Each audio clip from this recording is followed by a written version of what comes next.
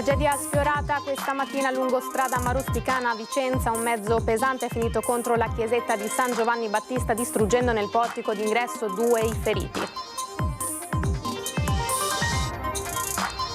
Sabato mattina nella chiesa di Ponte San Nicolò i funerali di Adriano Scandellari, l'ingegnere morto nella strage sul lavoro di Subiana. Sarà a lutto cittadino, resta stazionario ma gravissimo il veneziano Busetto. Il padiglione di Israele alla Biennale d'Arte oggi non ha aperto le sue porte nel primo giorno di vernice. La spiegazione in un messaggio: stop fino alla liberazione degli ostaggi.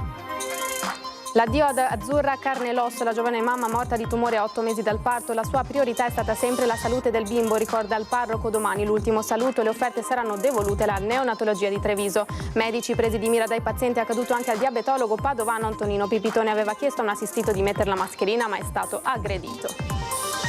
Omelia shock del parroco di Cestalto, pochi bambini e pochi battesimi, tra 20 anni saremo tutti musulmani, e rincara la mancanza di sacramenti legata al dilagare della violenza. Meno di 2 settimane alla visita in Laguna del Santo Padre, cresce l'attesa. Ring questa sera alle 21, lunga intervista con il patriarca di Venezia, Francesco Moraglia. E dunque noi iniziamo con le notizie, la cronaca in primo piano, l'avete sentito dai nostri titoli. Tragedia sfiorata questa mattina lungo strada Marosticana a Vicenza. Vediamo.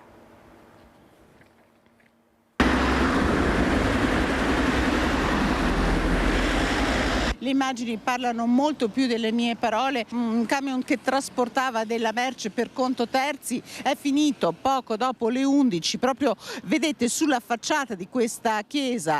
Stava viaggiando in direzione centro città l'autocarro che poco dopo le 11:10 è uscito di strada, invadendo la carreggiata opposta e finendo la sua corsa contro il portico d'ingresso dell'antica chiesa di San Giovanni Battista, lungo strada Marosticana a Vicenza. Quali siano le cause lo stabilirà l'indagine condotta dalla polizia locale del capoluogo berico.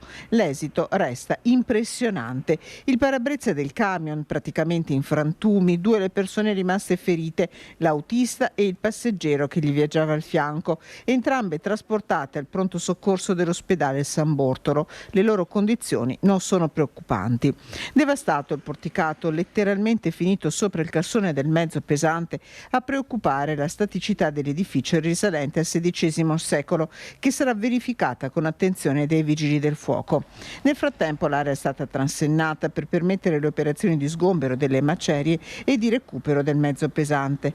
Per tutto il giorno le pattuglie della polizia locale hanno gestito il traffico a senso unico alternato senza particolari problemi per la viabilità. Una ferita per il quartiere di Laghetto. L'antica chiesetta ha scandito il tempo della vita di molti degli abitanti che qui conservano tra i loro ricordi più cari. Sentiamo appunto il ricordo e il simbolo che rappresenta questa chiesa per i paesani. Che sono i ricordi della nostra infanzia qui, perché era parrocchia e la vita del paesetto, perché non esisteva ancora il paese, cioè il quartiere dei Laghi, era qui la nostra vita.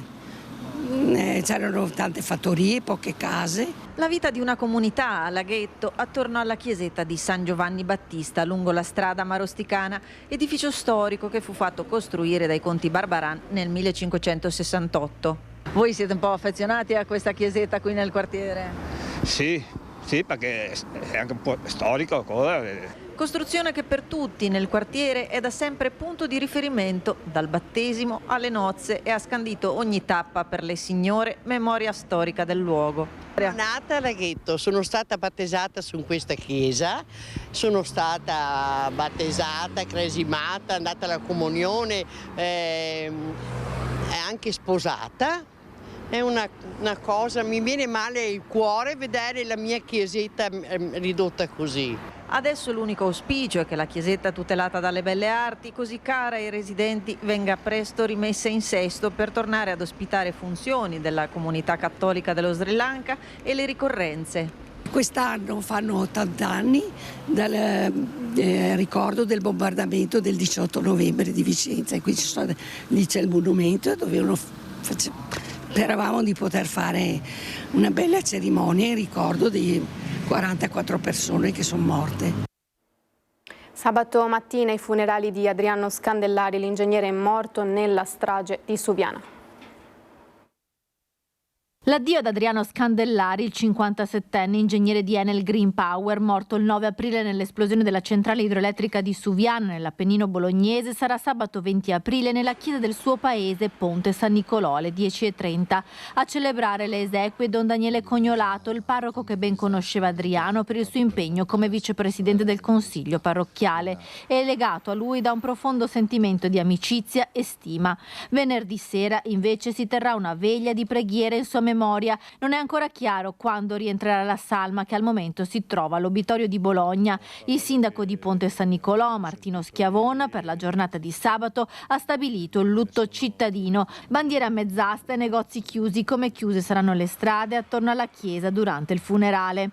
Il corpo di Scandellari è stato ritrovato 2 giorni dopo la tragedia al piano -9 della centrale di Bargi, devastata da un'improvvisa esplosione. L'ingegnere è rimasto schiacciato dal solaio mentre stava cercando di scappare per mettersi in salvo. Rimangono invece stabili ma gravi le condizioni dell'altro padovano rimasto coinvolto nell'incidente sul lavoro. L'ingegnere di Noventa Padovana Stefano Bellabona, il sindaco Marcello Bano aggiorna sulle condizioni di salute del suo concittadino. Non può essere trasportato per il momento ancora a Padova, le condizioni, queste sono quelle dichiarazioni ufficiali, sono gravi ma stabili e questo insomma continua a farci sperare per un esito positivo.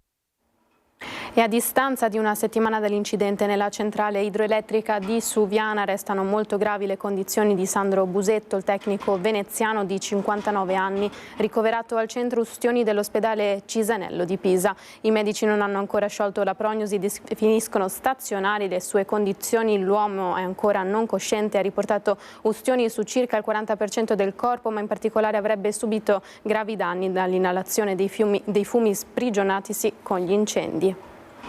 Noi cambiamo argomento, ci spostiamo a Venezia per la Biennale. Il padiglione di Israele oggi non ha aperto le sue porte nel primo giorno di vernice. Fino a quando non verranno liberati gli ostaggi, il padiglione di Israele, presente alla 60ª esposizione internazionale della Biennale di Venezia, rimarrà chiuso. Da Venezia, dai giardini e dalla 60ª Biennale d'Arte arriva così un messaggio subito dirompente.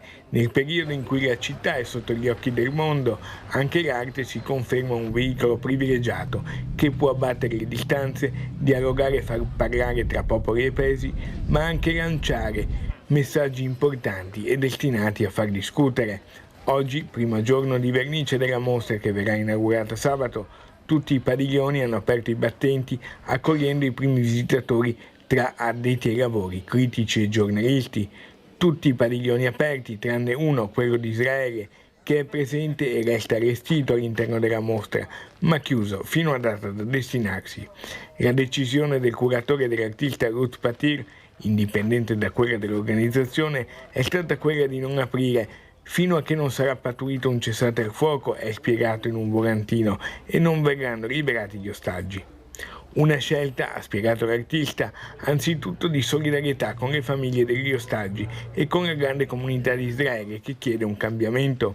I visitatori sono stati avvertiti dalla decisione di non aprire con un semplice cartello in inglese. Il messaggio da Venezia ha subito fatto il giro del mondo e questo era l'intento. A cosa porterà questa clamorosa proposta e quanto durerà lo potranno stabilire solo i prossimi giorni. Intanto il padiglione resta chiuso. L'addio ad Azzurra Carnelos, la giovane mamma morta di tumore a 8 mesi dal parto. Domani l'ultimo saluto.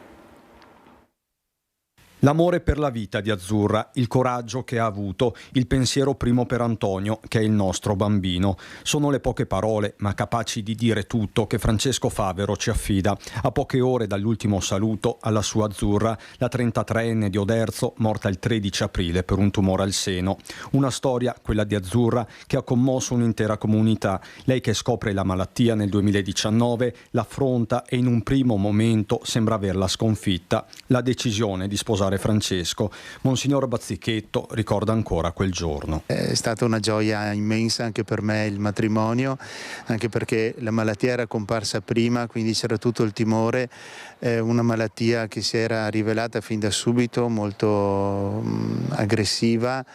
e quindi con tante paure. Ecco, il fatto che poi fosse riuscita a superare questo primo step e a coronare un sogno d'amore con Francesco è stata davvero una grande gioia anche per me. La seconda gioia arriva con Antonio, una gravidanza voluta e cercata, ma con la felicità torna ancora la malattia. Non mi pare ci sia stata mai proprio l'alternativa o Antonio o la vita della mamma, però fin da subito, quando si trattava di iniziare una terapia, ricordo che proprio la preoccupazione di Azzurra era che non facesse danno al bambino, ecco, qualsiasi cosa che potesse essere utile ma non che recasse un possibile danno, altrimenti non avrebbe fatto nulla. Questo certamente è emerso fin da subito. Azzurra, laureata a Udine in scienze dell'economia, un lavoro in banca, aveva una fede profonda dalla quale traeva conforto. Un grande amore a Maria, questo sì, che ha sempre sentito vicino a lei. L'addio nel Duomo di Oderzo con le offerte che saranno devolute al reparto di neonatologia dell'ospedale di Treviso, anche questo un segno, uno dei tanti seminati in 33 anni. Da una parte c'è un grande dolore, dall'altra è una grande testimonianza di amore che Azzurra come donna, come sposa e come mamma lascia. Un messaggio di primavera, ecco, di luce che dà speranza ai cuori, questo sì. Pubblicità tra poco. Rieccoci in diretta con l'edizione regionale dei nostri telegiornali. Proseguiamo con le notizie. Medici presi di mira dai pazienti, è accaduto anche al diabetologo padovano Antonino Pipitone. Alla semplice richiesta di far indossare la mascherina è stato aggredito dal paziente, furioso, preso a male parole. Non solo, è accaduto al medico padovano Antonino Pipitone, in servizio ieri all'ospedale di Adria. Purtroppo in una giornata per il diabetologo era già il secondo episodio. Il primo, una signora che dopo aver inveito e urlato per tutto il reparto si è convinta a mettere la mascherina. Il secondo caso è stato più violento. Ma la cosa francamente che mi ha dato veramente fastidio e mi ha fatto anche preoccupare che questo signore a un certo punto, urlando e pretendendo ovviamente di non rispettare le norme che ci dà la direzione sanitaria, noi ci atteniamo, mi ha registrato il colloquio ed è andato dai carabinieri a denunciarmi. Pipitone ha subito avvisato la direzione sanitaria dell'USL Polesana e anche i carabinieri. Anche un'infermiera del suo reparto è stata aggredita verbalmente. Episodi di violenza contro i sanitari purtroppo sono sempre più frequenti. Falla più grande di quella che è, perché poi alla fine purtroppo abbiamo a che fare con persone che stanno anche male, quindi un po' di comprensione c'è sempre, però ci sono delle situazioni assolutamente inaccettabili. Questa questione delle mascherine è sempre lungo il filone dei soggetti Novax che pretendono di applicare le regole loro, cioè di fare quello che vogliono e non di rispettare le norme di sicurezza. Mi pare evidente che non è possibile fare delle regole solo per le persone, soprattutto quelle che vogliono imporre in maniera con violenza, con prepotenza le loro idee, le loro scelte. Pipitone è in servizio anche all'ospedale Colli di Padova. Sulle regole è chiaro, vanno rispettate soprattutto in reparti come la diabetologia, frequentati da soggetti fragili e pluripatologici. Chi minaccia, chi aggredisce, chi è violento, passa davanti agli altri, non rispetta le norme, daremmo anche un pessimo segnale, quindi a maggior ragione dobbiamo essere i primi noi rispettosi e far rispettare le norme. Stanno facendo discutere non poco le parole del parroco di Cessalto, il servizio di Cristiana Arboit. Solo Gesù mi nutre, mi perdona e col suo sangue perdona i peccati e mi ama e muore per amore.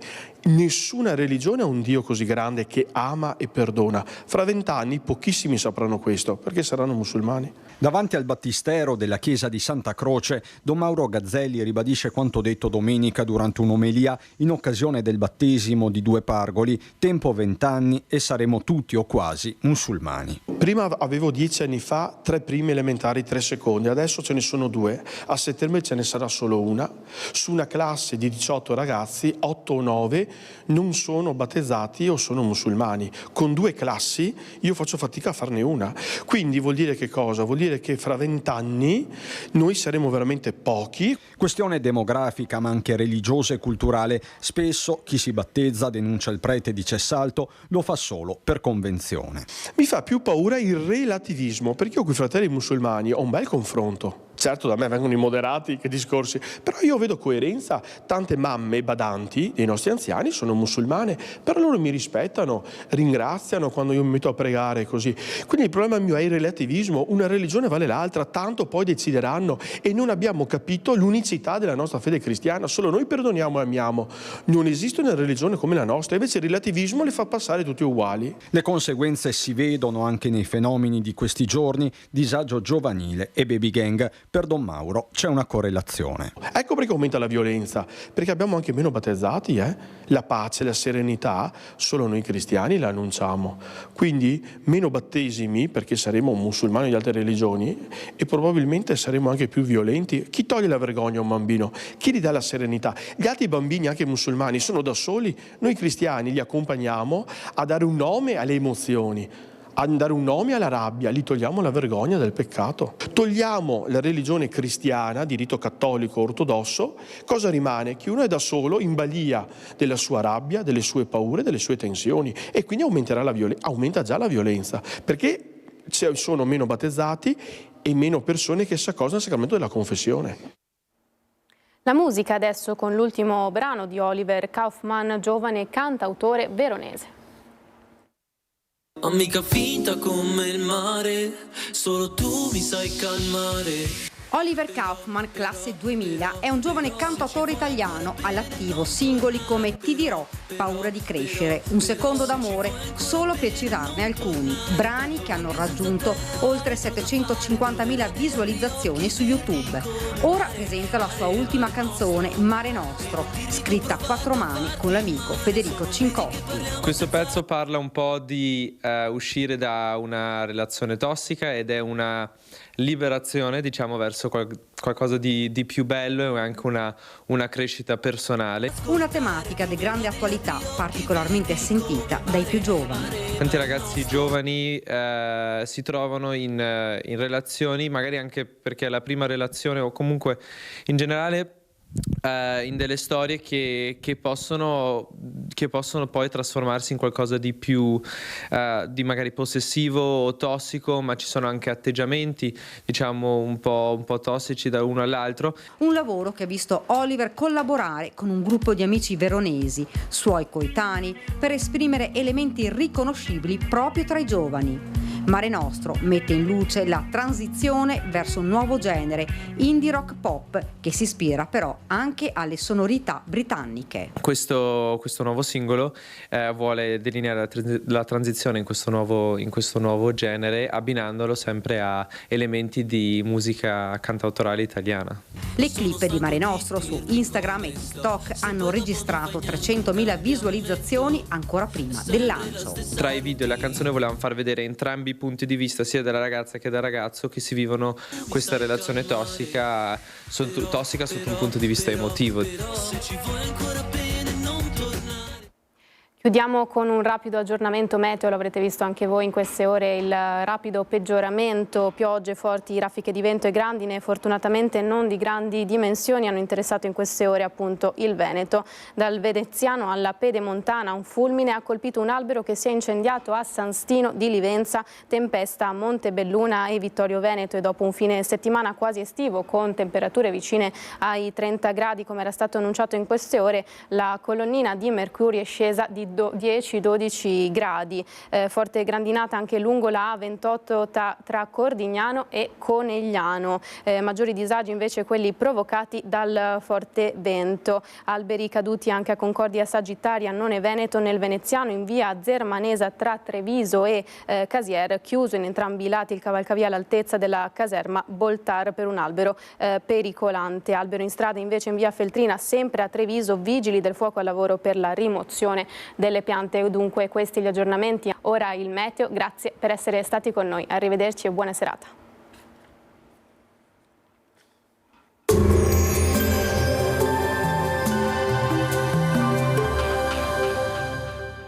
Cooperativa Agricola Volpago offre carni fresche e selezionate di prima qualità, senza uso di antibiotici, direttamente dagli allevamenti locali dei nostri soci allevatori.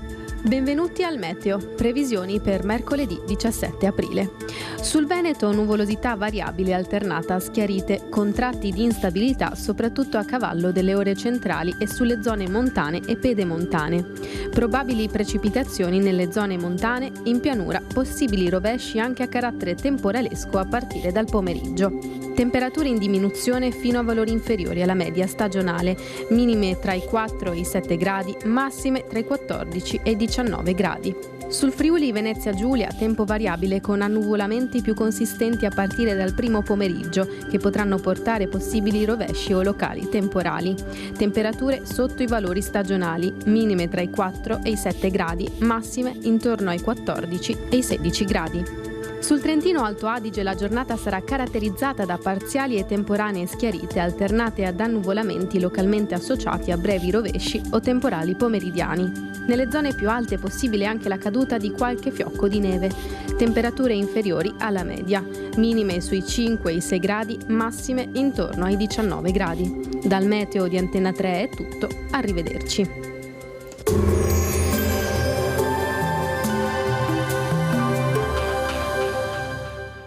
Cooperativa Agricola Volpago offre carni fresche e selezionate di prima qualità, senza uso di antibiotici, direttamente dagli allevamenti locali dei nostri soci allevatori.